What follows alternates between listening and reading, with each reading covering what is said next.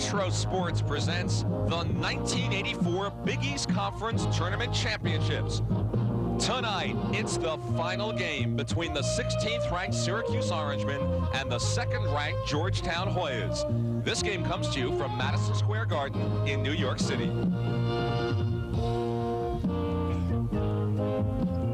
Welcome to Madison Square Garden in New York. It is a complete sellout. The last few tickets went this morning for the Big East final. It's Syracuse and Georgetown, the top two teams in the conference, and that's who should be in a final for a tournament, the best two teams going.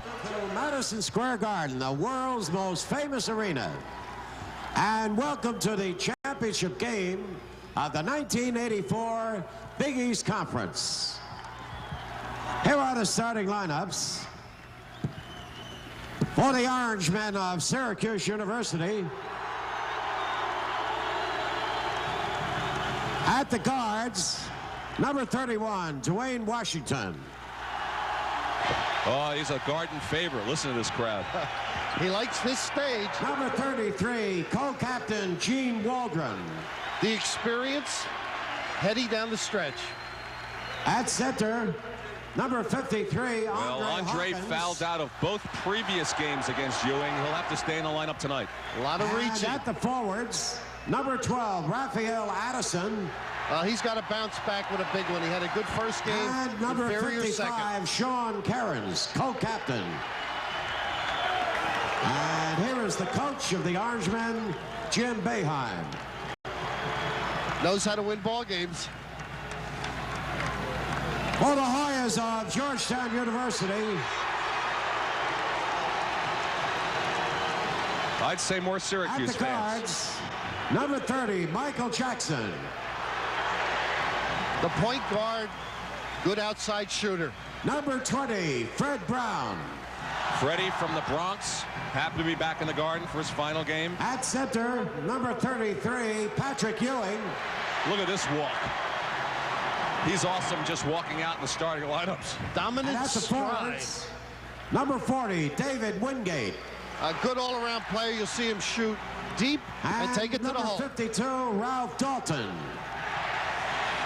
So they've got twin towers. The coach of the Hoyas, John Thompson. And at this time of year, he gets his team prepared for the final run. Georgetown's won this championship in 1980 and 82. Will it be another even year? 84 for them. The officials for the championship game, that is based on merit. So rated the top 3 officials in the conference. On the left, Dick Paparo, Jody Sylvester, and a man in the middle, Larry Lembo on the right. Our 3 officials, a 45-second shot clock, no three-point play. Here are the starters for the Syracuse Orangemen, and they have to watch the fouls, Bill. Very important aspect, and you'll make mention later of who fouled out in both ball games. But the reaching is very difficult. Plus, the depth of Georgetown has been a problem for Syracuse. These are the starters, but you'll see a whole nother 5 before it's over. They'll go 10 deep, and that's what makes them so strong. But you know all that. Let's just let them tip it up and play ball. Don't need a lot of analysis. 2 fine teams in the East, the 2 top teams in the Northeast, at least, and the Orangemen lead the series. It's been a memorable series from the last game at Manly to the games at the Carrier Dome, and now renewed at Madison Square Garden for the championship. And it will be Syracuse ball. Good call also. Delay, Raphael Addison jumping center, resting Andre Hawkins. Not as good a leaper.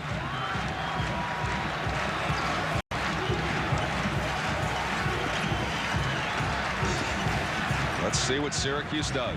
Out of the gate, man-to-man. Right now. Addison will need the outside shooting. Pearl, can he drive the way he did yesterday against Villanova? He takes an outside shot, has it. That'll loosen up Michael Jackson. Worried about the drive. I'm sure John Thompson and staff said, look, don't let him go to the hole. Pearl out of the game. In the previous 2 Georgetown games, Pearl had 12 in the first and fouled out. He had 20 in the second. Here come the Hoyas. The key for Syracuse, how they handle the press after the basket. Tonight, they're going to try and get the Pro up at half court and treat it as though it's a fast break if they get it over the top. Double team on Wingate. Wingate's back to wearing number 40. He had to wear 44 last night. Ewing takes it. He cans his first. So there you go. The 2 candidates for tournament MVP, and it's tied at 2. Right now, the Pearl in the backcourt. Ralph Dalton, the big forward on this club, of pressing. It's more passive. They do tighten it later. Well, that may change. Georgetown could do it tonight. Actually, that's a bit misleading because St. John's was one of the try. Oh, look at the ball go. And the foul called against Freddie Brown. We wondered if he was going to try that stuff against Ewing in the middle, and he tried it. He might be a heck of a boxer. Freddie Brown matches up on him there. The head and shoulder fake, keeping the balance, penetrating. Freddie Brown really trying to bail out with the grab. But he did that last night, has done it in high school. What I started to say is last year St. John's was one of the tri-champions in the regular season. They did not win the flip, so they weren't technically the top seed, but they did go on to win the championship here at the Garden. All right, Dalton fouls, so Georgetown picks up 2 quick ones early. Good fake there by Andre Hawkins, freeing himself. There wasn't any screen, just a good move. Ralph Dalton caught on the backside. And the Hoyas have 2 team fouls. Andre Hawkins shooting. Interesting that no Hoyas fouled out of the first 2 meetings. 8 Orangemen fouled out of those 2 games. Well, of course, they play 10. We'll be talking about it all night. At least 4 of them are near as good as the starters. I don't think anybody on the bench is as good as Patrick Ewing. Is anybody in America as good as Patrick Ewing? Well, a controversy. A lot of people think Olajuwon is, but Michael Jordan won the Wooden Award today as Player of the Year. That's given out by West Coast organization. All right, it's 4-2 Syracuse. Minute 40 gone. Jackson gets by Courage. Try it. Well, there goes Wingate to take it. He's called for travel. That was a great catch there by David Wingate. Just coming up with the ball. That was meant for Patrick Ewing. John Thompson up early with a fresh towel. Our third broadcast partner, Mike Gorman, said watch the first few minutes. Well, Syracuse doing fine in the first few minutes, but there's the block by Ewing. Here comes Jackson, and he traveled. So a couple of quick Georgetown turnovers. And Patrick Ewing is getting better at keeping the ball in play for his club, igniting fast breaks. Now, last night, the Pearl got inside. There wasn't anybody there to put it away like that. A fast break negated by the walk. There was some thinking that without St. John's in this final, the Garden atmosphere wouldn't be that alive. Well, with Syracuse and Georgetown, it is packed, and it is electric here. Swinging shot by Hawkins. Currens fights for the bound. He draws another foul from Freddie Brown. 2 on him, 3 on the team. Would you say that Hawkins was aware of Patrick Ewing? This is just help. And Sean Curran's on the weak side. He was Dalton's responsibility, and Curran sneaked in there. So a quick substitution. Freddie Brown with his 2 fouls sits down. Gene Smith, the defensive specialist, comes on. Well, the pressure heightens now because Smith leads the club in steals. He's very active defensively. Addison, he'll be a key. He has to open things up from outside because Pearl is not an outstanding outside shooter. Addison draws a crowd. Doesn't he remember when 3 guys jumped against Mullen last night?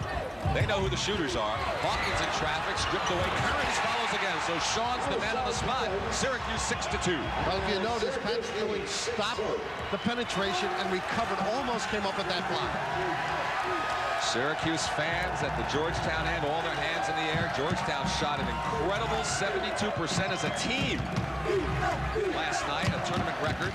This is the 4th meeting between these clubs in the tournament alone, and this is only the 5th year of the tournament. This is some rivalry. Defensively, 2-3 now. Michael Jackson banks it off. It's 6-4 Syracuse. Against the zone, you'll see Patrick Ewing coming high, turning and looking for his teammates. Played a little over 3 minutes. Syracuse with the slight edge in the early going. Georgetown, 3 team fouls, none for the Orangemen. Couple of there's the Pearl at the foul line. He's buried 2 jumpers. 8-4 Syracuse. Well, he learned fast. Stay out of the middle there with Patrick patrolling. He had his career high last night. What a performance against Villanova.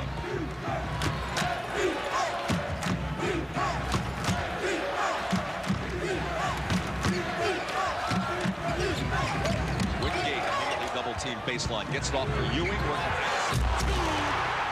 Send it in, Patrick. David Wingate, a talented forward. Good-looking pass. Addison's first shot. Ooh, rolls out. Ewing the rebound. 4 minutes gone. The Hoyas going for a tie here. Quickly in the forecourt. Gene Smith works it off to the corner. Double team on him. and they'll keep it. Good trap. This should be the first TV timeout with just 4 minutes gone. Crowd is up. Good fast start. When we come back, it's Georgetown's ball. They're trailing by 2 with the score. Orangemen 8, Hoyas 6. Let's pause for these messages and watch Ewing stuff at home.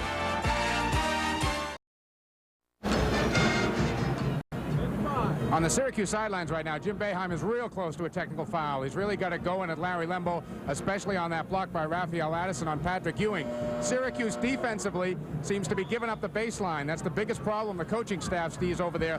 Offensively, they're a little surprised at the lack of pressure, at least lack of intensity out of the Georgetown press. Maybe that's yet to come. Back to you, gentlemen. I think the press has matched up on Pearl Washington at half court. A wrinkle by Jimmy Boeheim, putting him there, and I think that's taken the starch out of the Georgetown press, but those fouls hurt you. The ones you think are clean plays add up just like the hard fouls. Reggie Williams is fouled. So Ewing and Dalton, the big guys for Georgetown, getting long rests. I think this is on the Hawk, Andre Hawkins.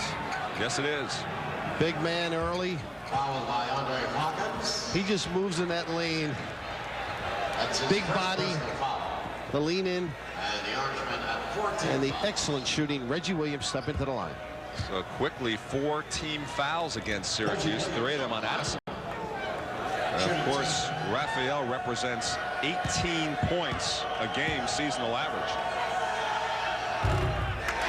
First miss from the line for the Hoyas. You watch John Thompson bring people in and out. He tries to keep a point guard on the floor. He's got Gene Smith now with Horace Broadnax, who's a good shooting guard. Of course, Reggie Williams can play most spots effectively. The Hoyas a 3-point lead.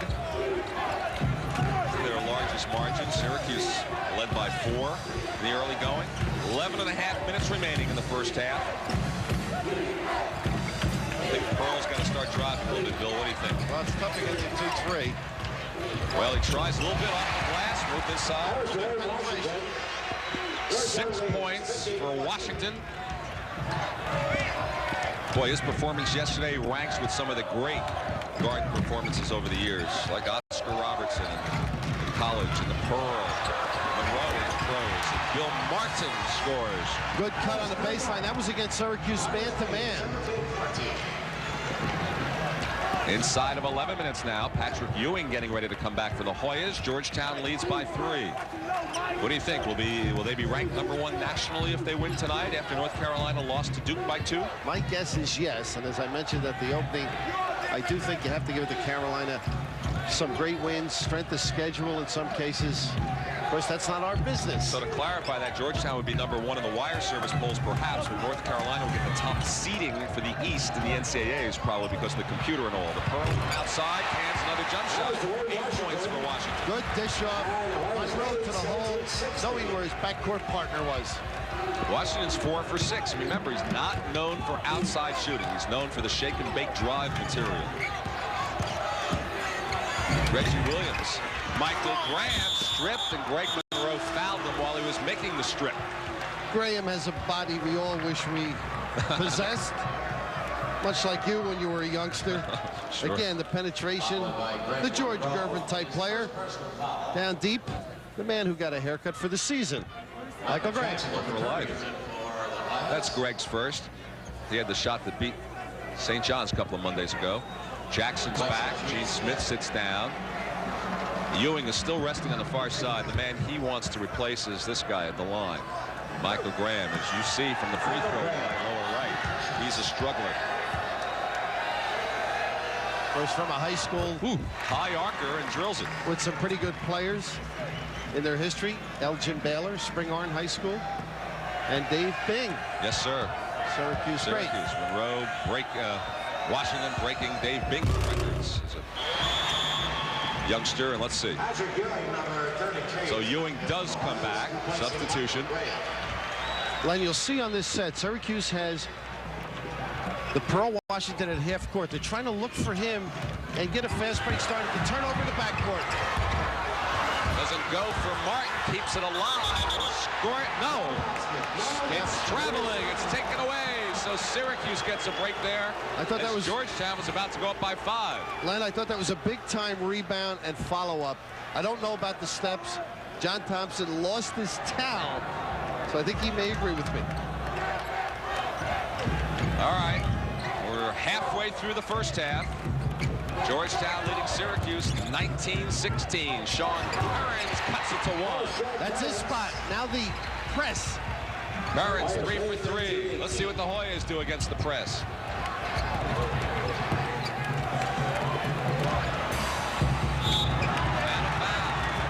Hawkins. Georgetown going right at it. Good ball handling in the backcourt by Michael Jackson. Get it up, Broadneck down low. Reggie Williams. Good strong move. Hawkins on the wrist. So 2 on Hawkins, 3 on Addison. In the last 4 minutes, Syracuse has quickly picked up 6 team fouls. Reggie Williams will try 2 more.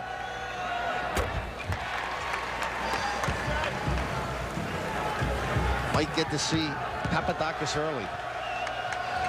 Freshman from Ontario. One of the few big substitutes that Jimmy Boeheim has to work with. The Pearl goes up against Ewing, and he's got it. Grabs it to life. You seldom see that. Patrick just opened the door and said, "Take it, Pearl." 10 points for the Pearl. Georgetown by 1. Well, the atmosphere here is just terrific, you know? There's a warning now on the defense. Syracuse behind. They've started the count. Now they're going to hear play ball. I don't think Georgetown meant to drag them out. Michael Jackson went for some instructions from John Thompson. Did that officially count as a warning there? Yes. Okay. That goes all half now. Okay, so the next time they don't come out and challenge if they're trailing. It's a T. Another offensive board. Pearl nearly stole, now Hawkins does. Georgetown doing well on the offensive board. Let's see what the Pearl does. Chest pass to Alexis. Offensive foul on Wendell Alexis. The Pearl gave it up, and that's what we watched all last night. The Hawk worked hard, Andre Hawkins, to get rid of it, and the snap pass coming into your living room. Down below. And all you wanted was the goal. They come up empty. So that is the 7th team foul, although no free throw on it because it was a player control foul. But here on out, there will be free throws every time. 8.5 minutes to go. Hoyas lead by 1 this first half. Reggie Williams didn't go. This one goes against the Hoyas. I'm not sure they're going to give this to Wingate or Billy Martin. Down below. Patrick Ewing. Well, went to neither. Not supposed to do that. You're wondering about Patrick's fouling. He's only fouled out of 2 games all year. Ironically, both of them against St. John's. And both in Georgetown victories. So he's not foul prone. Andre Hawkins is for Syracuse. Man-to-man down below. Reggie Williams got tangled up with Wendell Alexis. That brings their total to 4, I believe. That's the first of Reggie. 5, excuse me. First personal foul. Oh, excuse me, Sean Currens. I'd like to find my seat. Mr. John Thompson. Pat Sean on the sideline.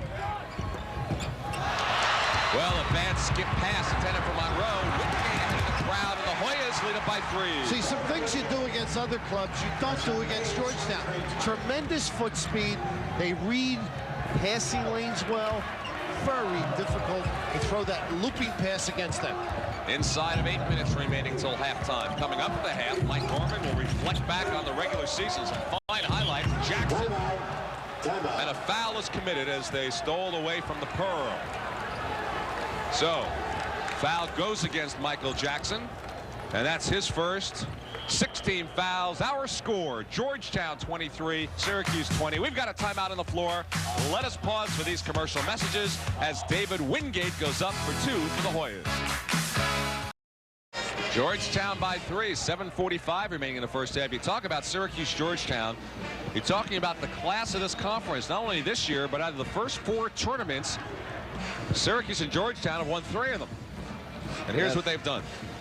This is the team comparison over the course of the year. And, of course, the big one on the bottom is a factor. I'll say. Rebound margin. Syracuse, the top shooting team, top scoring team every year in the history of this conference. Georgetown's the 3rd ranked shooting team, although Patrick's #1 individual shooter in the conference. On the pass off. All right, that's 17 fouls. So for the last 7:36 of this half, we'll have free throws at both ends. On the 2-3, they extended in a trap deep, and a new wrinkle with their defense. The Pearl here on the whistle should have shot the ball just to get the deuce, but 1-on-1 now. Give it a try. On a pass off. Wingate with his first. Pearl from the line, 2/3. Exactly, 2 out of every 3. And he faces the Hoya fans waving behind him. Well, Sean tried to loop around. Well, that's a little transition Syracuse can ill afford. The Pearl missing front end of 1-on-1. Curran's committing the foul. Instead of drawing within 1, you could be down 5. And it's not good judgment either. I mean, you can loop on a little guy occasionally, but not on somebody of the stature of Patrick Ewing. That's a critical little juncture here with 7:35. Should Patrick Ewing convert his free throws. Georgetown tonight from the line is 9 out of 10. Once again, concentration personified. Constantly. And he's like that from the moment he walks out. I said hello during pregame. I was surprised he said hello back. Thought you lost your nose. Totally concentrating. Off the floor, another story.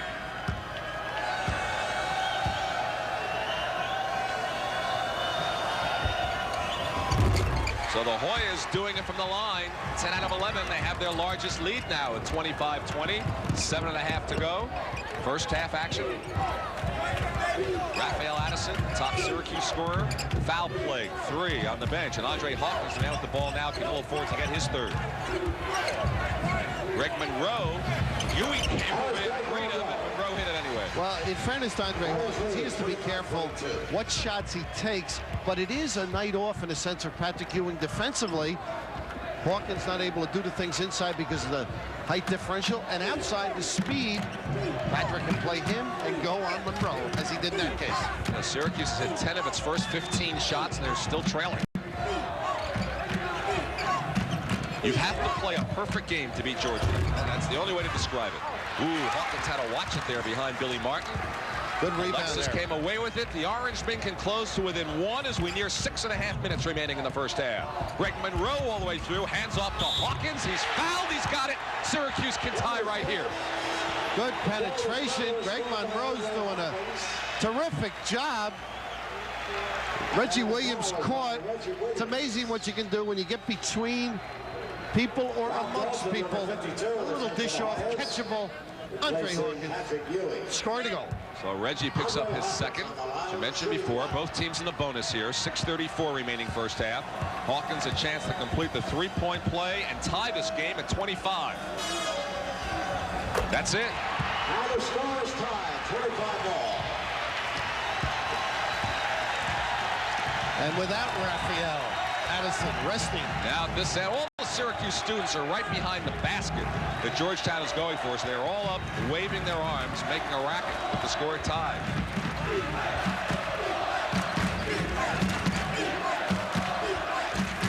The favorite has won every game in this tournament, and Georgetown is favored in this one. Let's see if form holds. Jackson, another deadly jump shot. And that was right in front of us. A beautiful stroke. John Thompson showing patience. Patrick out. Not concerned with the score tied, now down. Sean Currens ties it back up. He has 8 points. He is 4 for 4. Inside of 6 minutes, 27 apiece. Monroe kicks it. Full 45. With Patrick down resting, now he's back in. It's amazing. A lot of coaches would be concerned about being tied down. He has a certain amount of minutes. We said last night, approximately 32 a ball game, and he won a 32. He performed. Back in for the Hoyas. Michael Jackson dishes off with Bill Martin. Sean Currens played volleyball over to Alexis. The Orangemen can regain the lead as Pearl ran into Jackson. No foul called either way. Look at Pearl dribbling. Pearl stops and banks it in. The Orangemen lead by 2. This is my city. The Pearl. Back at boys and girls high. Oh, just wink, then press throw. The garden's alive. The Pearl goes to town. Or shall we put the headline, The Pearl comes to Broadway. Gorgeous performance. Listen to this place, Bill.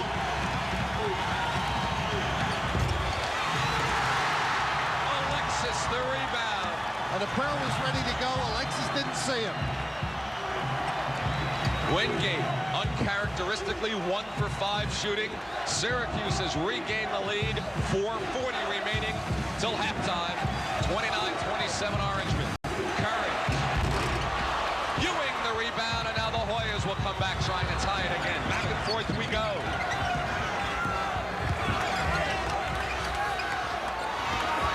Ewing, it's tied at 29. When he touches it, something good normally happens. 10 points for Patrick. The Pearl does it to Jackson.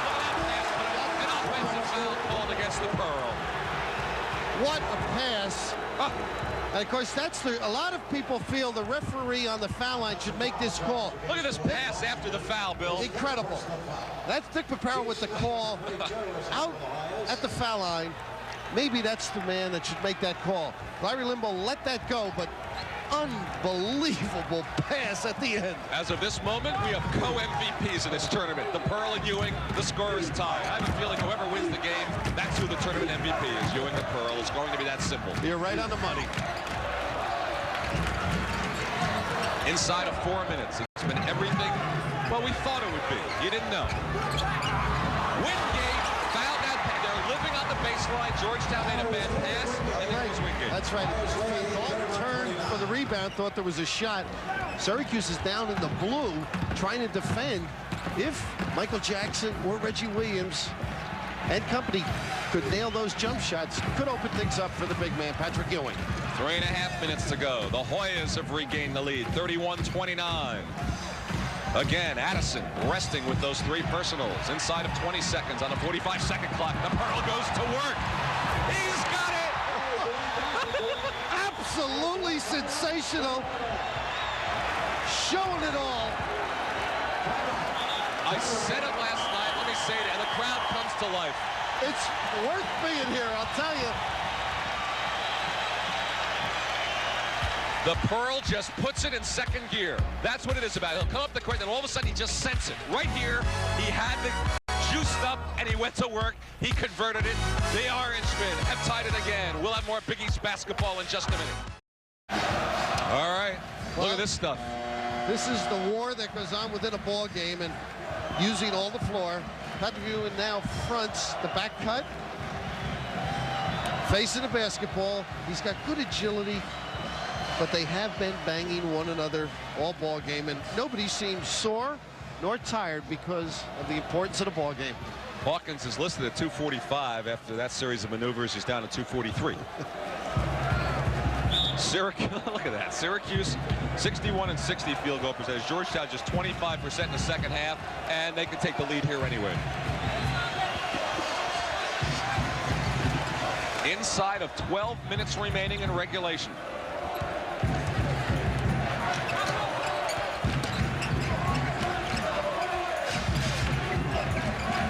Second clock is down to 15, and that is not characteristic of Georgetown. Now Thompson just wants things to settle down a little bit, I would suspect. Well, I think he wanted it inside. They've been trying. The strip by Washington. He's on the side, Greg. Monroe takes it himself. Doesn't go. That would have been a Syracuse 3-point lead. Instead, the Hoyas come back. He made a nice play. Well, the Pearl wanted it early. Greg Monroe did the right thing. He missed them at the right time. Kept the dribble. Pearl has 16 points, 5 assists, 3 steals, and 1 rebound. And about 200,000 oohs and ahs. Against the 2-3. Now, Reggie Williams normally takes that shot. Now he takes it. I told you, he's been off all night, but a foul is called. This will be the 4th team foul against Syracuse in the second half. Well, you can see the experienced people talking to Reggie. That's the shot right there. Now, with the pump fake, puts himself a little tighter, but he nailed that, as we both know, up at Syracuse with regularity. But he's grimacing, fighting himself a little bit. Patrick Ewing and company just told him to calm down. When do you bring Raphael Addison back, Bill? Well, as long as they stay tight, why not wait? 7 minutes, 6.5. Get it as tight as you can. Right now, Alexis is doing a terrific job, so there's no need. Georgetown has taken 21 foul shots and missed 4 tonight. 7 points for Reggie Williams. Is the passive press now. Backpedaling. He's trying to tease the Syracuse club. So Georgetown has regained the lead now inside of 11 minutes. 2-3 zone now, Len. Away from the man-to-man. Of course, Ewing, the big guy in the middle, fronting, playing havoc with Andre Hawkins, who's trying to stay as far away as he can. Freddie Brown is also pestering Hawkins over there. Guard down there pestering the center. But the Pearl's been able to do some things. They leave this wing open again. Monroe can't hit it. Alexis kept alive. Ahead for Williams from Wingate, who slips. Syracuse gets it back. The Pearl goes to work. 2. Oh, big smile, too. He loves New York.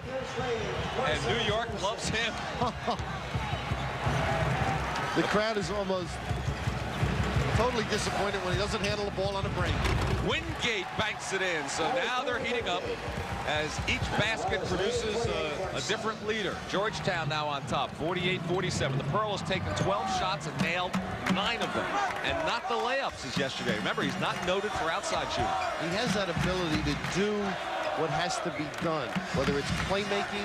Against Connecticut in the first round, they took him out of the game. He was satisfied not to get a lot of points. What do you think? Has Jim Boeheim done anything differently in this game? You know, he lost pretty good those first two meetings this year. Well, believe it or not, they've stayed out of foul trouble. They got those 3 for the 2 big people late. I think they've just controlled the game, taking good opportunity fast breaks. 45-second clock at 5, so the Pearl goes to work with a wild shot, but the foul is called on Patrick Ewing. Oh, no real need other than Patrick trying to let Pearl know, you've got to respect me. That's not the type of foul you usually see Patrick Ewing commit. 2 on Ewing. And this is more to show him that I'm still on the basketball floor. Now, of course, it was Patrick who made that shot go as wild as it went. Now Michael Jackson comes on for the Hoyas, replacing Freddie Brown. There's Michael. Now you've got defense in Gene Smith. 2 point guards with Michael Jackson and Gene Smith.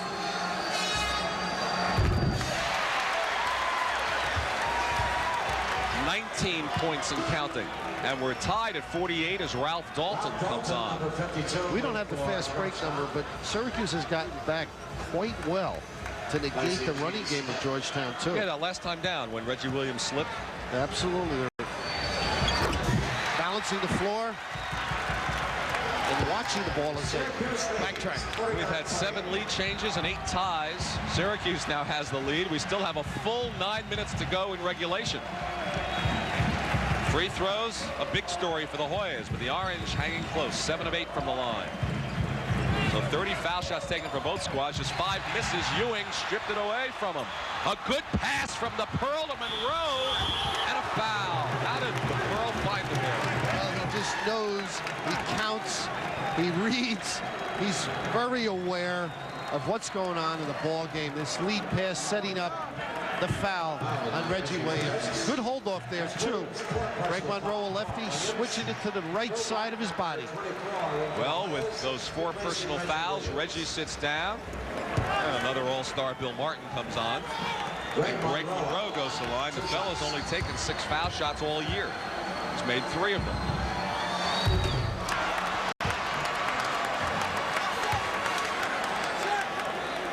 It's quite a lot of minutes tonight.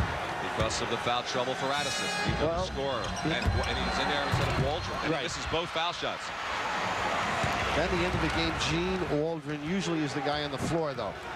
We'll see. And I think he needs the extra offense, even though he had to put a guard instead of a forward because of the fouls on Addison. Ewing in traffic, and it rolls off. Dalton followed it, and the foul is committed, and the point was to Hawkins, and if that's so, that is 4 on Hawkins. And that is the call. So Syracuse now in deep foul trouble. Patrick Ewing keeping the ball high. He made the mistake earlier of putting it on the floor in traffic, turned it over, and really a nickel dime variety. A little reach in after all the pulverizing that's been going on. And There's your answer. Raphael Addison with 4 fouls. Has to replace Andre Hawkins with 4. So he can't play without both of them. He has to try one. Absolutely. Alexis becomes the center. 5 team fouls on both teams. And Georgetown shooting here in the second half, Bill, just 4 for 14. The holdup is to try and get one of our cameramen out of the way under the basket. Last time Reggie Williams fell into him. Our camera people are everywhere. 8.5 minutes remaining in regulation. And Syracuse steals it away. Go get him, Pearl. Oh my goodness, and it almost went in. And Jim Boeheim is irate, calling for a foul. Michael Jackson traveling, no basket. There was no foul. The Pearl slipped. Jimmy Boeheim, please, Jody. And that's as upset the thing as I can't believe is this almost went in after all this, Bill. Look at this. Incredible. His feet really gave. Look at this.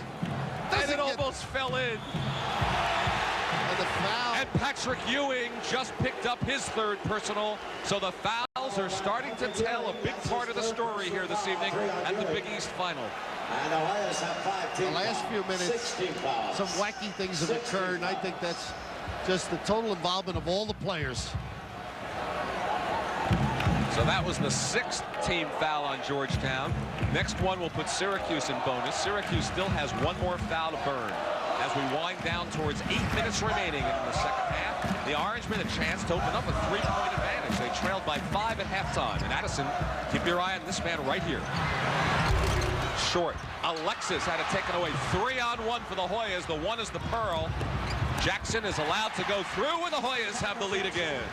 Wise move. Good-looking fast break. Lanes filled properly. The dish off. The Pearl not fouling. And Addison nearly has it stolen away. Georgetown 50, Syracuse 49. 7 minutes and 35 seconds remaining. Dalton just picked up his 2nd for the Hoyas, and we will have free throws on this one. 1-1. With Dalton in the ball game in the 2-3 set, Ewing plays a wing. Dalton tangled up with Wendell Alexis. That was Dalton's 2nd personal foul. Alexis, a fine foul shooter, 81%. Syracuse has only taken 6 foul shots in the second half. They've made 4. Now it's 5 of 7. Alexis fouled out of both previous Georgetown games and not in serious foul trouble tonight. Syracuse regains the lead. 51-50. A full 7 minutes, 37 seconds remaining. TV timeout is called. Michael Jackson gets the Matador defense, gets the 2 points. We'll be back in just a minute, everybody. Welcome back to Madison Square Garden. Joining me on the sidelines, the voice of basketball on CBS, Billy Packer. I think the Pearl was washing this afternoon when you named him to the all-freshman team. Well, he's a great performer, putting on quite a show right here. And, you know, he intimidates the defense, which is kind of unusual for a point guard. Normally it's the other way around, but he's fun to watch. Any predictions down the stretch here? A 1-point game with 8 to go? I'm amazed. I think when the clock goes off, there's going to be an entirely different ball game. Whoever's got the lead at that time, I see in a real strong position. Okay, look forward to the tournament, Bill. Thanks for coming by. Here. Thank you. Back to Len and Bill.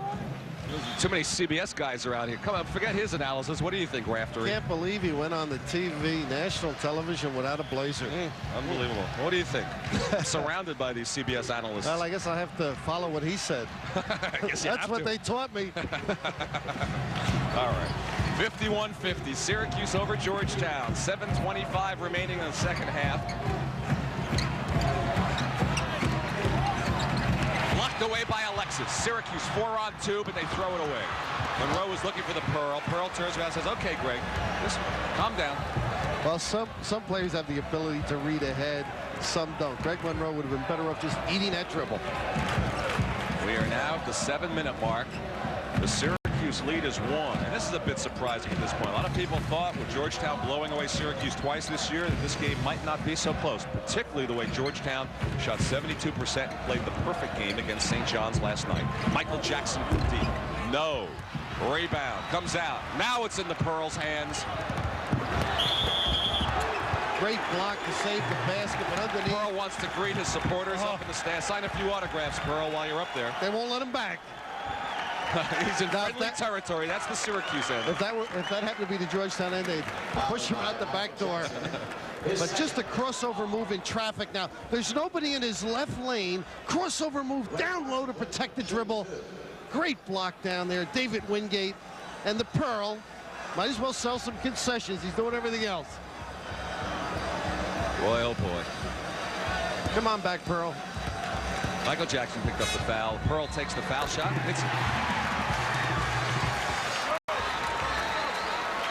It's 21 points and 5 assists, which means it accounted for 31 of Syracuse's 52. Patrick gets it back. Curran's nearly stole it. Pearl's missed some foul shots, front ends of 1 and 1. He could have had 5 more points if he hit all of his free throws, and Syracuse might have been up by 7. Instead, they lead by 2. Georgetown looking to tie it with 6:20 remaining. And Billy Packer and you were talking about the shot clock. That's turned off in about a minute and a half from now. Well, it's an important aspect. As you know, Georgetown, we mentioned last night, David Wingate with a tough shot. Ewing short on the follow, and Syracuse gets it. Addison the rebound, and now at the 6-minute mark, the Orangemen can go up by 4, which would be their largest lead. The noise you hear is from the Orange supporters down at that end where Syracuse is shooting towards. Motion offense now. Greg Monroe in traffic off for Addison. Currens is left alone at the line. Syracuse by 4. Sean Currens gets his feet under him. He's a good shooter. Little gambling defense by Georgetown now. Timeout. John Thompson. And you know what that did, Bill? With a still 5 minutes and 33 seconds remaining, Georgetown has just 1 timeout remaining. Sean Currens hits his 14th point. Orange by 4. We'll be back in just a minute to Madison Square Garden. A day to remember in collegiate basketball. #1 North Carolina losing. Kentucky beating Auburn at the buzzer for the SEC championship. Ray Myers' last regular season home game, all capped off by this. The Orangemen looking for the major upset here. 54-50. They lead Georgetown. The Hoyas have just 1 timeout remaining with a full 5 minutes and 33 seconds to go. You know what's intriguing to me? The last 4 or 5 minutes, Georgetown has deliberately tried to get the ball to Patrick Ewing, and it's slowed up their offense. They've been sticky, not getting the other people into it. Usually, John Thompson, the kids play that loosey-goosey and forget about him. Tonight, they're getting hurt by it. For the first time in this tournament, an important possession for the Hoyas, this time down.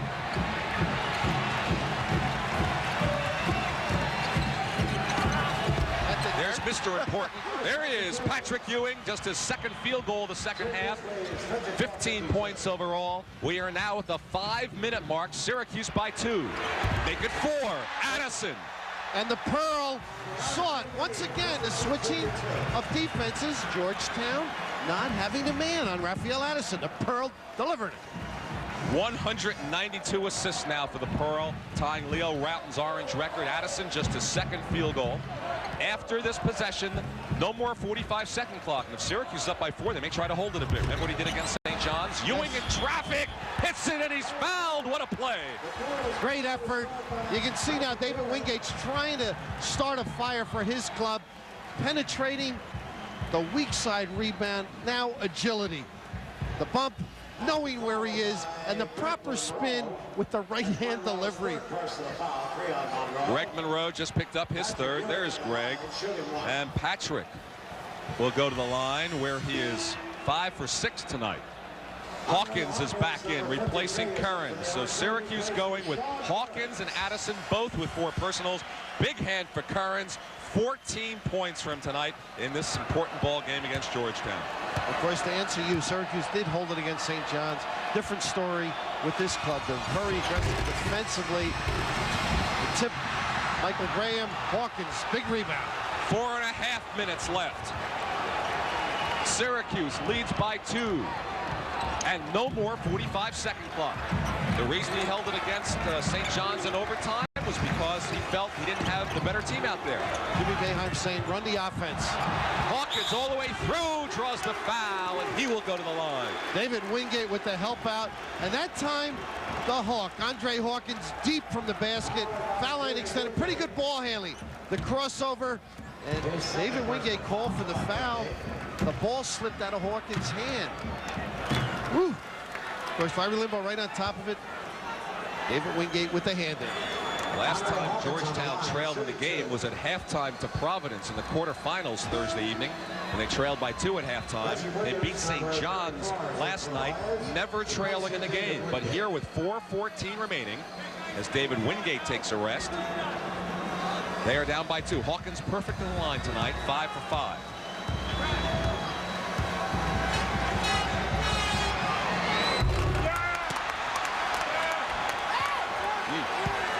Both teams now miss a free throw.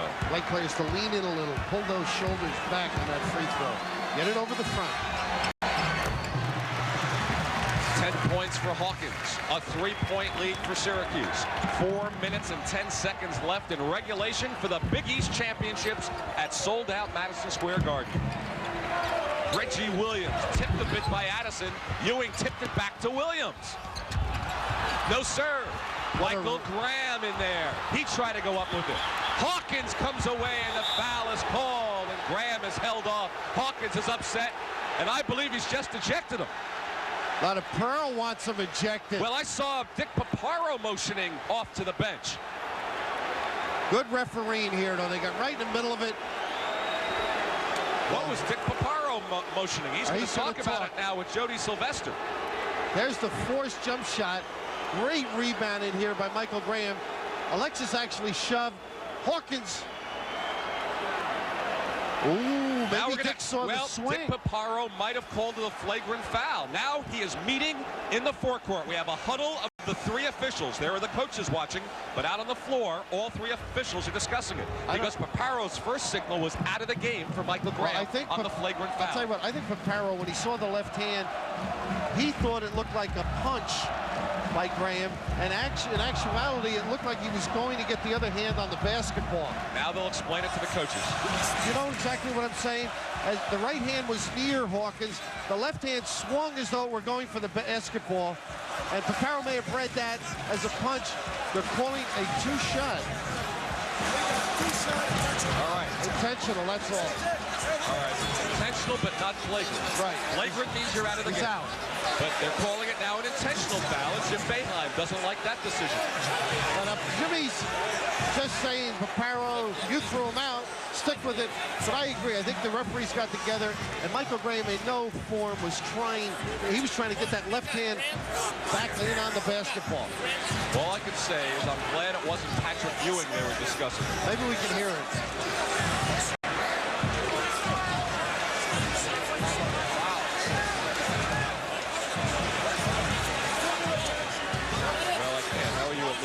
I'm not too good. John Thompson must be in his favor.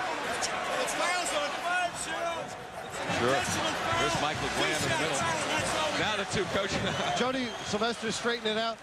But that's the one thing, and I would say Dave Gavitt espouses coaches getting along. In the heat of battle, they all have been able to enjoy one another too, and Jim Boeheim disagreeing vehemently. So let's sort it out. It's an intentional foul, which means 2 shots, but not a flagrant foul, which would have meant an ejection from Michael Graham. And that's what Paparo signaled immediately, Bill. Well, in fairness to him, I absolutely think he thought it was a punch. And I'm glad he talked to the other officials. Right, obviously, that's why they're here. Was really a vicious attack for the basketball. All right. 3 minutes and 52 seconds remaining. And, of course, Dick Paparo has to listen to Jimmy Boeheim. It's a difficult situation to explain to one another. Andre Hawkins on the line, 2 shots.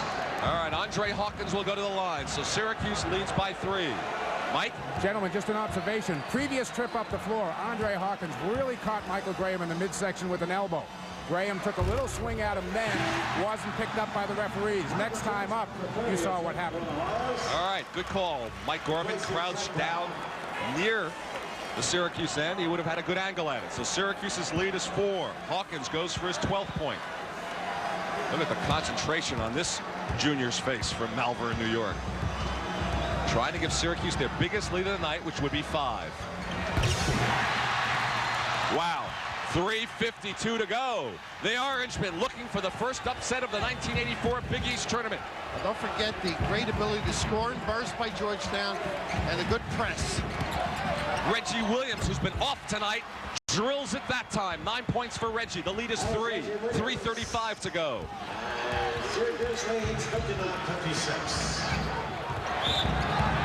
Blocking foul against Gene Smith, his 3rd. Trying to create a turnover there.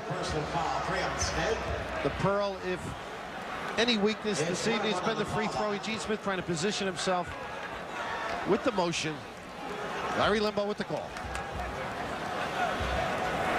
All right, the foul situation, Syracuse has committed 6, so which means the next foul would put Georgetown in the bonus. So everything will be shot here on out. The Pearl 3 for 6 from the line tonight. Boy.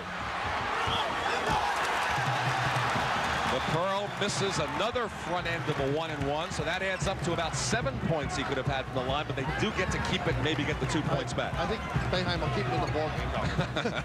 Good alert play by Wendell Alexis. Well, if this lead holds up, the Pearl is your tournament MVP. I don't want to count all. They have 2 balloters from each city of the 9 Big East schools. That's how it works. 3-12. Syracuse keep away with a 3-point lead. Now they go for it. Hawkins 5-point lead. Well, there's a switch, huh? Patrick Ewing known for the foot speed.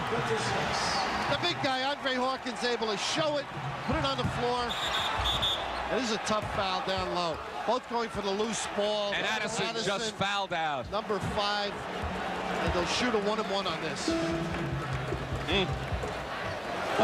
Again, for the 2nd time, Bill, they throw the ball away, but patrolling the baseline, someone's just there. Billy Martin down below. I believe that pass was for Patrick Ewing. It was, yeah. They overthrew him. That happened before. Georgetown's been living on those baselines. The hand for Addison, the look on his face, 5 personals. And he fouls out with just 4 points. That from a player who averages 18 a game. But Syracuse leads by 5. Sean Currens replaces him. I'm sure Sean will be on Ewing's side here. Hawkins and Currens to squeeze. And Bill Martin will shoot the 1-and-1. And at this juncture, trailing 5 with 2:58 remaining, this becomes an important 1-and-1.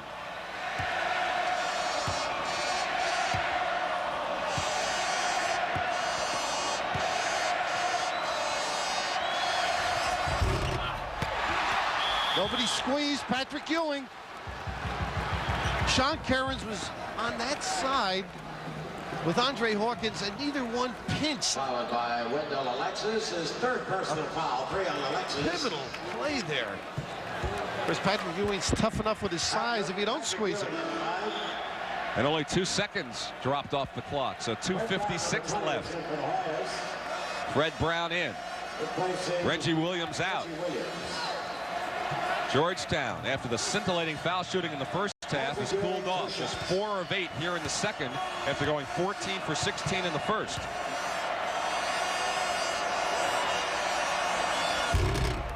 And one more. 18 points for Patrick.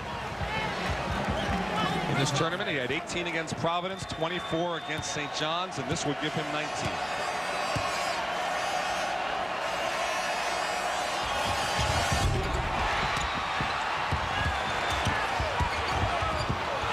All right, 2:50 to go. Syracuse leads by 4. And the charge on the pass by Hawkins just fouled out. Number 5, and he got himself out of control in the backcourt. Very tough to stop that cargo. The Hawk, and there's Jimmy Boeheim saying, why, Andre? Try and stop on a dime when you're toting 250. On the pass off, Andre Hawkins, and a terrific basketball game for Andre. Well, Hawkins, for the 3rd time this year, fouls out of a game against Georgetown. Finishes with 14 points. Now will Syracuse hold it when they get it?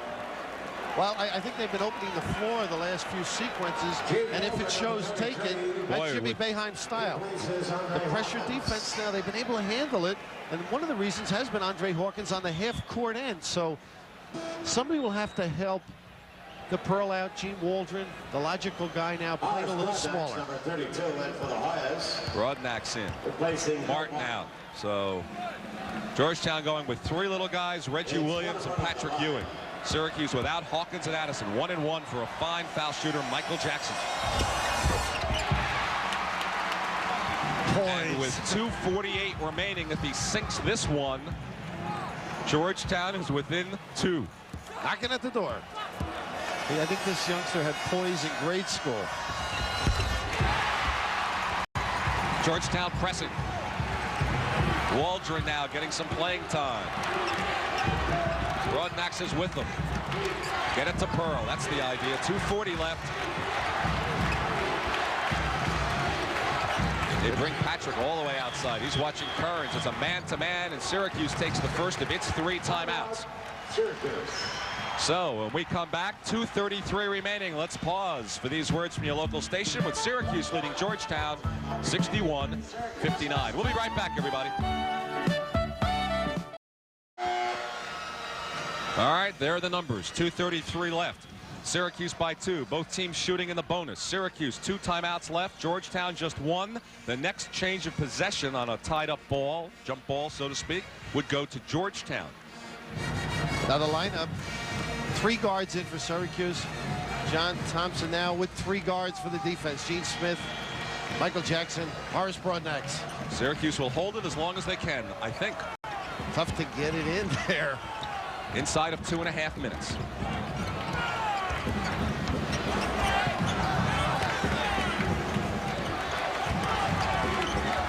Syracuse played keep away for 2 full minutes, and there's a 5-second violation. They did not break the line within 5 seconds. Those little lines on either side of the court. 28-foot line. And Jimmy Boeheim had just said to the Pearl, Dwayne Washington, break the line. And I really think it was a mental lapse by the Pearl as well as good defense. So with 2:15 left, the Hoyas looking to tie it up.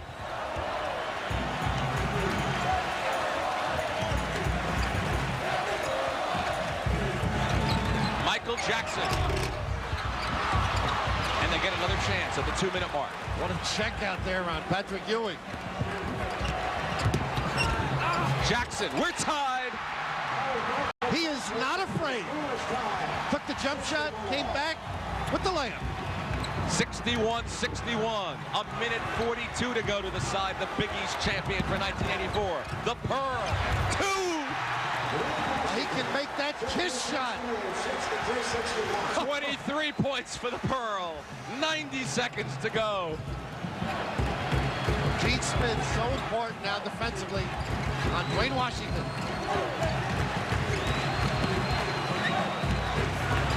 Jackson from downtown.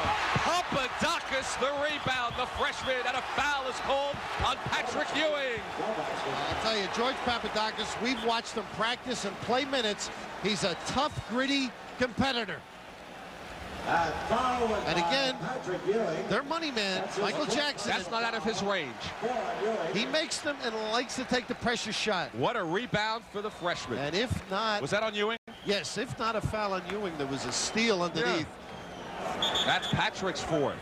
And there will be free throws here. Papadakis will go to the line. And he hasn't been there at all this year. I believe he's shooting around 76%. Check my stats. From the line, 76 in Big East in overall play, 85 in Big East, and he missed it. He had taken 16 foul shots all year. As we wind down towards 1 minute remaining, Georgetown looking for the tie. Patrick taking advantage in 3-second lane, a little more now, late. Reggie Williams. No. Kearns a rebound. Here goes Greg Monroe, 1 against 2. Here comes Papadakis. Steps. Traveling is called. And really, Greg Monroe should not have given it up, believe it or not. The temptation for any big man is to take it to the goal. If Greg Monroe could have been patient, fan dribbled, eaten the basketball, either or, would have saved that turnover. Jimmy Boeheim signaling. Georgetown, ice cold. Just shooting 33% in this half. Michael Jackson ties it. Not the least bit afraid. That's one thing you have to like about that gutted performance. 30 seconds to go, Bill. We've got a tie game. And Syracuse takes a timeout. Oh, could you ask for more? Each team now has one time. Should the Pearl hit one to win it for Syracuse here, the legend of Washington, I would have said would have been born, but it's already been born. It will grow immensely. It's been enhanced this evening. I'm sure they'll spread it. You might look for him to get the ball back somewhere around the 10 or 9 second mark. And of course, defensively, if Gene Smith's in the game, if the Pearl gives it up, he might tighten the screws, try and face guard him, not let him get the basketball back. They've been doing a lot of wide open penetration off the dribble. 25 seconds remain in regulation. The score is tied, 63 apiece. This is nothing new for Syracuse. Almost all of their games over the past month and a half have been decided by 4 points or less. And they're giving Syracuse the ball out way down. Was called out near the half-court line, now being given out. Foul line extended.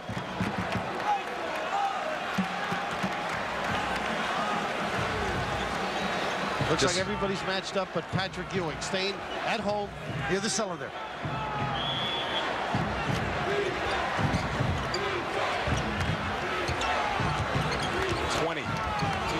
Really fronting, not letting the Pearl get the basketball.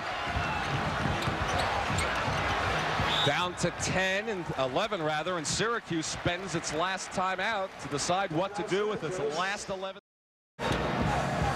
Whereas John Thompson undoubtedly saying, look, let's not foul. If we're going to lose, let's lose to a deep shot with the hand up. Everybody attack the glass. They're so good defensively that they can disrupt the best laid plans.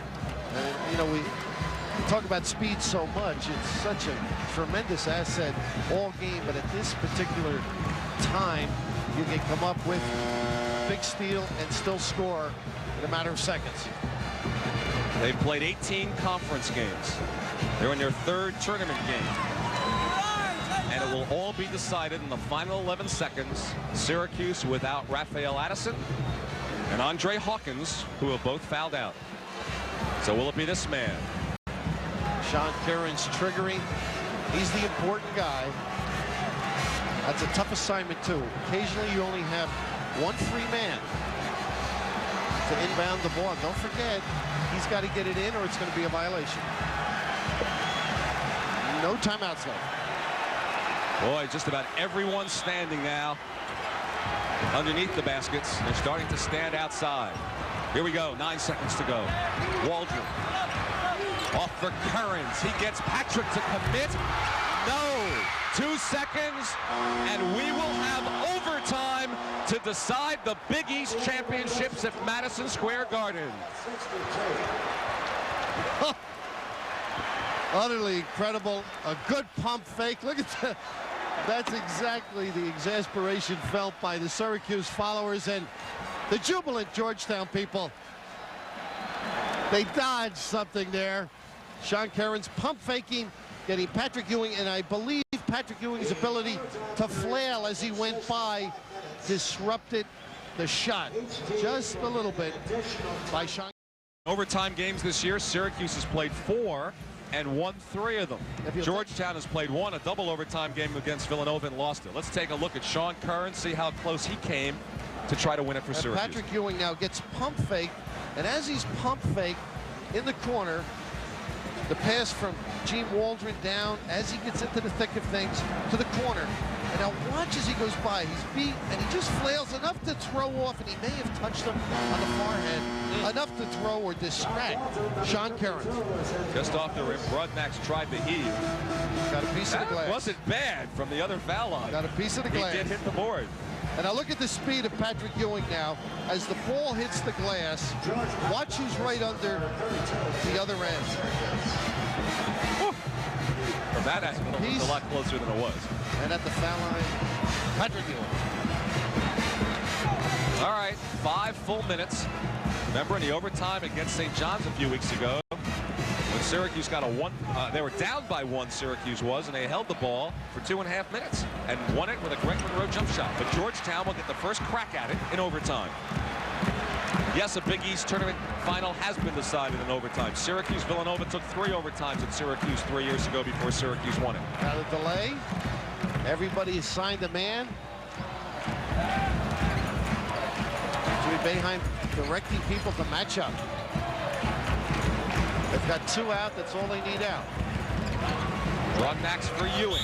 Georgetown by 2. And the foul, too. I believe it's on Sean Cairns. That's from deep in the corner. We talked about speed all night. Broadnax way deep in the corner, avoiding the foul, and not bad strength on that layup as Sean Cairns dragged the arms. So that's 2 on Sean. Ewing with a chance to convert the 3-point play. Fred Brown, number 20, is in for the Hoyas. Freddie Brown in. Broadnax out. Ewing from the line is 1 of 3 in the second half.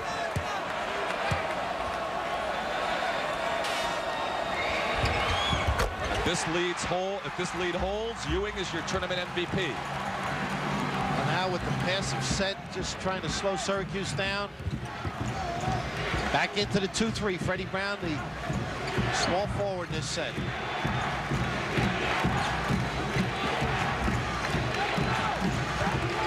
Forcing Syracuse to take more time to get the shot. No shot clock in operation during the overtime, and we've played 1 out of the 5 minutes. Georgetown leads by 3.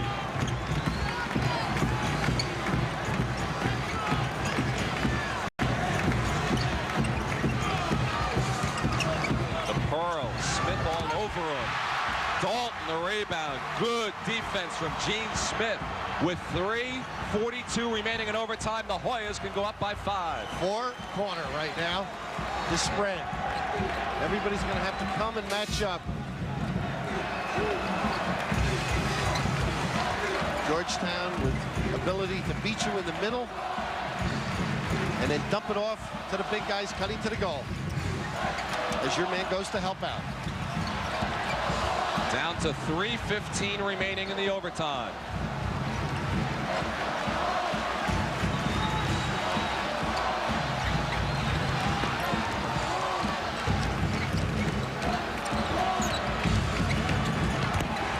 Michael Jackson. Should have passed it off, too, even though he got fouled. He had Patrick Ewing right alongside of him. Would have been an easy field goal. Papadakis committing right on the left there. Patrick Ewing. Explosion. And I'll tell you, Michael Jackson has confidence, likes the ball in key times, takes the shot. Notice how he adjusted as he was going up for that shot when Papadakis was committing the foul. The clutch. Jackson 4 for 4 from the line tonight. 16 points overall. He's had a fine history against Syracuse in his 2 years. Gene Waldron on, Papadakis out, so Syracuse will play without a true center with 3 guards. So with 3 minutes to go, if Jackson hits this one, the Hoyas will lead by 5. Also, that 2-3 zone takes the Pearl out of the game a little bit. He's not able to turn the corner as well as he would with man-to-man. Soft touch rolls in. That's the story. 68-63. The Hoyas have scored the first 5 points of overtime inside of 3 minutes remaining. The Orangemen need a hoop here. And Cairns over Ewing. Short. A deflection from Ewing. Another one. Hoyas can go up by 7. Patrick saved the game, attacking Sean Cairns earlier. Regulation. Halfway through overtime, off for Ewing. 7-point Hoya lead. They're on their way to the title.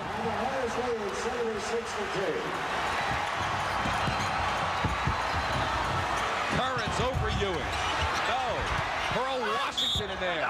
Draws the foul. Sean Cairns is going to wake up tonight with Patrick Ewing flying through the air.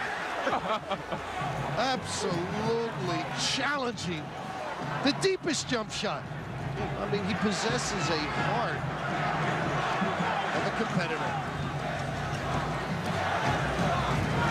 The Hoya fans are starting an early celebration, yelling, "We're number one," at the other end of the floor. Gave that one to Dalton. Yeah. Pearl has missed his last 2 foul shot attempts, and I harken back to those missed free throws in the second half. 2 of them a front end of 1-and-1. Well, now the Syracuse press, not with the same personnel, but a smaller group on the floor, maybe some speed.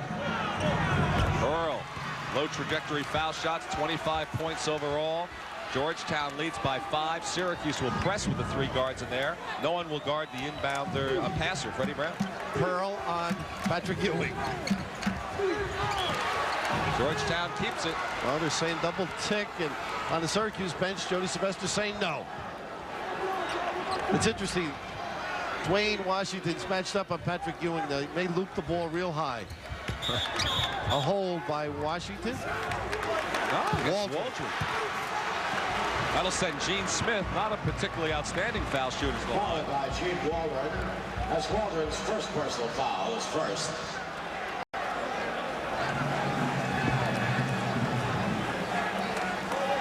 Georgetown 70, Syracuse 65. Gene Smith 1-and-1 with 2:16 remaining in overtime. Gene Smith. Correction. They all shoot free throws well. Gene is 64% shooter. Georgetown 3 for 3 in the overtime from the line. Perfect.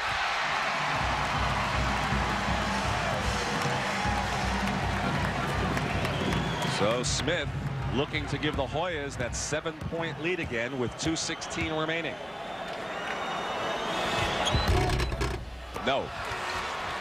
So it's an even number. It's at 6. Here goes the Pearl.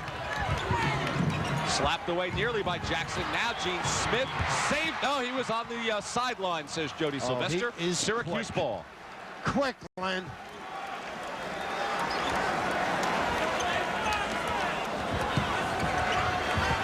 Syracuse hopes to close it to 4 here as we near the 2-minute mark. They need it. Alexis over Ewing. Short. Ewing is everywhere on defense. Georgetown ball as Pearl went for the steal, and a foul on the Pearl. You mentioned Patrick Ewing every shot. People say, why do you have Patrick on the wing of a 2-3 zone? That's the reason. Able to get out there and just control the whole forward spot.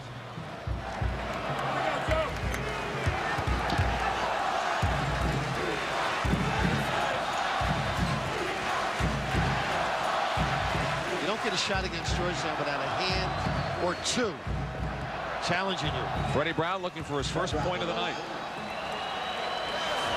Just his 3rd point of the entire tournament. Georgetown by 7, 1:58 to go. Syracuse with just 2 points in the overtime, outscored 10-2. Those 2 points free throws from Pearl Washington.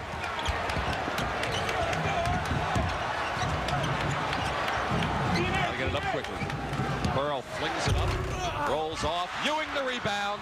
The Georgetown Hoyas are on their way to the 1984 Big East Championship, their 3rd tournament title in the 5-year history of this conference. Impressive. Jackson off for Ewing, and he's ripped to the floor and held back by Jody Sylvester as Gene Waldron wrestled him down. And he smiled. I think he got hurt too. Gene Waldron gave the foul. That's basketball.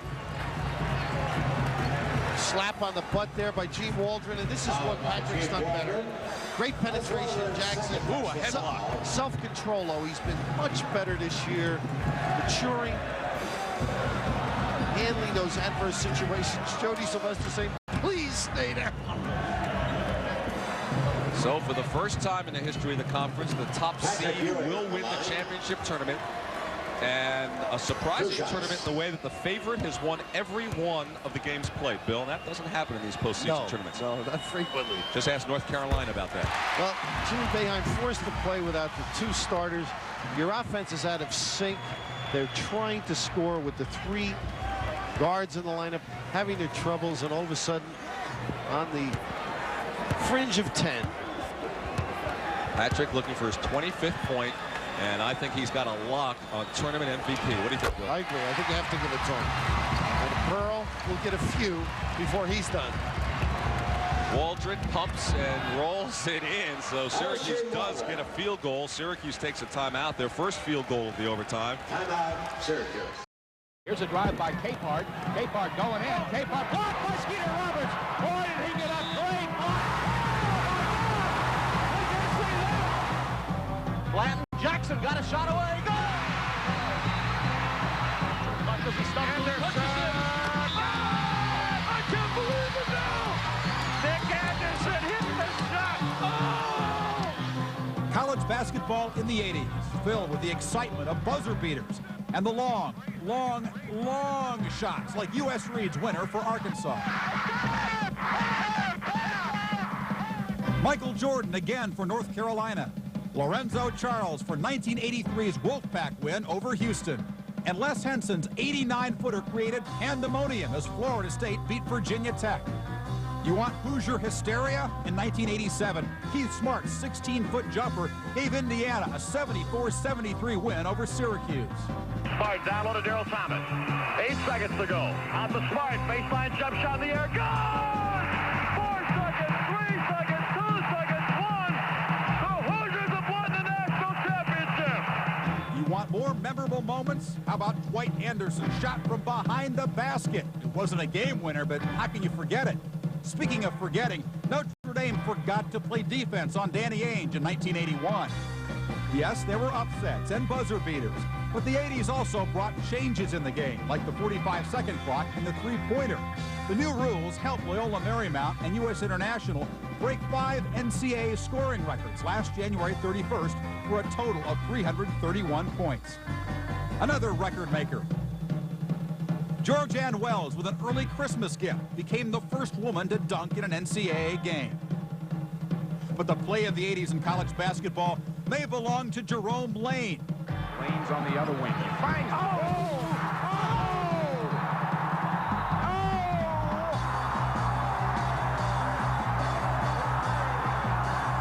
Yeah! Sent it in, Jerome! Yes, a smashing decade it was. Ask you all to please remain off the court. Into the big guy, back to Brown. Over to Jackson. 80 seconds to go. Near steal by Alexis. Good rotation in the back. The 4-man coming up. 1 minute and 18 seconds left. Georgetown followers, if they win here, will say we're #1 not only in the Big East but in America, because North Carolina lost today. Wire Services will have their final regular season poll. If that's true, they would be the first Big East team to ever be ranked #1. I think if you ask Dean Smith or John Thompson, I think they... Neither would want to be #1 in the polls. At the end of the year, they'd like it. Right. Gene Waldron with the giveaway out at the half-court line. His third personal foul. 3 on You know, you sit here and think that the Big East as a conference didn't exist 5 years ago, and now a full 5 years later, to see sold out Madison Square Garden and these teams going at it in this overtime the way they are, it's really been a true, amazing storybook story for a conference. Well, you've heard me say it before. Dave Gavitt formed the league and then left coaching. Very intelligent man.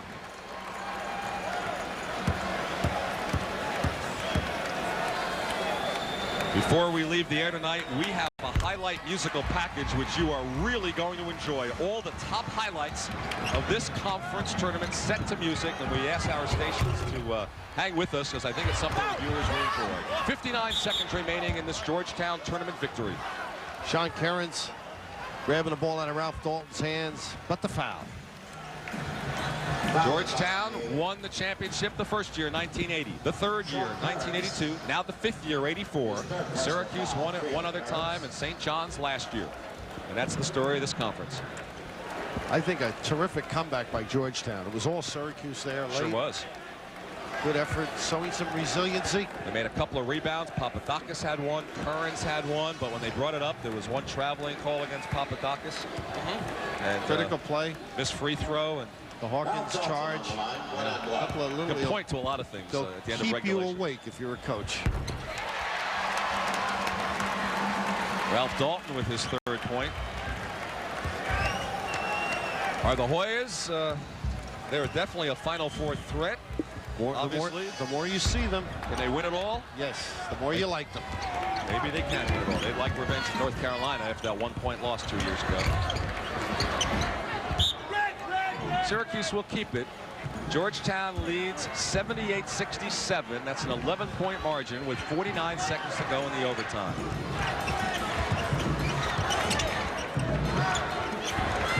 The Pearl. That's the first free shot he's had of late. 27 points for Pearl Washington. Gene Smith. Dalton went for the follow. Back comes the Pearl. The lead is 9 for Georgetown. 30 seconds to go.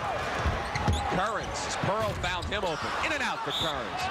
And you think back to the end of regulation when Currens' game-winning shot just went off the rim. If that had dropped, Syracuse would be the champions right now. On that play alone, Patrick Ewing may have shown why he's MVP. Just plays so hard. Listen to this ovation for the Pearl. He just fouled out after scoring 25 points. Coming of age. Incredible week in his hometown. 27 points for the Pearl, rather, and he fouls out the third Orangeman to foul out. Big ovation. 6 assists. 6 assists with 3 steals to go with his 27 points. I'll tell you, look around, it's standing, and even the Georgetown people.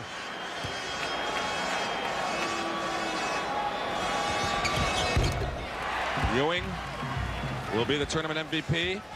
The Pearl will be a unanimous selection to the all-tournament team. We'll get all the results of the voting in just a few moments. Ewing going for his 27th point. 9 of Georgetown's 17 points in the overtime from Patrick Ewing.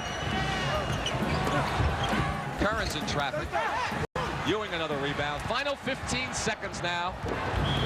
The touch by George Papadakis. That's a little celebration by the Georgetown people. Patrick Ewing. And now a round of applause for Patrick Ewing. Sensational night. Well-deserved standing ovation for the tournament MVP, Patrick Ewing. All smiles with his coach, arm in arm. Well, John's got them ready. Stretch time, he always does. He also had 15 rebounds. 27 points and 15 rebounds. And Michael Jackson going for his 21st point. There he is, joining Craig Shelton and Sleepy Floyd as the third Hoya to be a tournament MVP in the history of this tournament. Is that man happy? Oh, consistency. That's a Major League 5. Freddie Brown.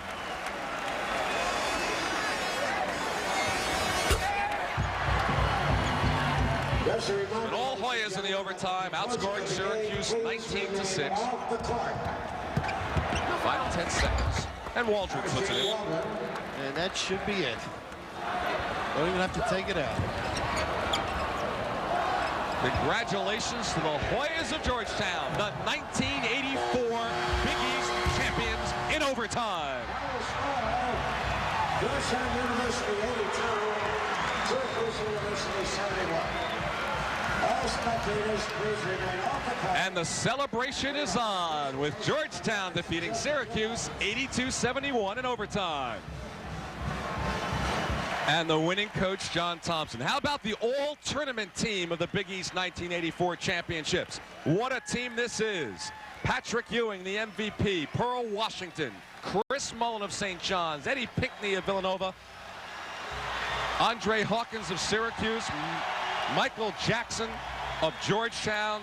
That wouldn't be a bad Olympic team, Mr. Raftery. Not a bad start. And, Michael Jackson with an outstanding performance, overshadowed by Patrick Ewing, but Gunny. All right, a lot of people to thank for the tournament that this has been. A lot of people behind the scenes worked on the conference as they cut down the nets at Madison Square Garden. Our executive producer of Big East basketball, Leonard Klompus. All of these games produced magnificently by Paul Carlson. Directed by Gary Clem. Coordinating producer, Marsha Cherner. Programming coordinator at Metro Sports, Jules Wynn. Associate producer, Steve Ulrich. Technical director, Frank Gilbuena. Audio, Jack Stocker. Electronic graphics, Michael Sheehan. As you look at the rest of the people on this list, there are people from the various schools and from the conference. Commissioner Dave Gavitt, Associate Commissioner Mike Tranghese, Tom McElroy, Peter Frechette of the Big East office. Don't forget Lisa, Diane, and Linda. Our statistician, Sandy Montag.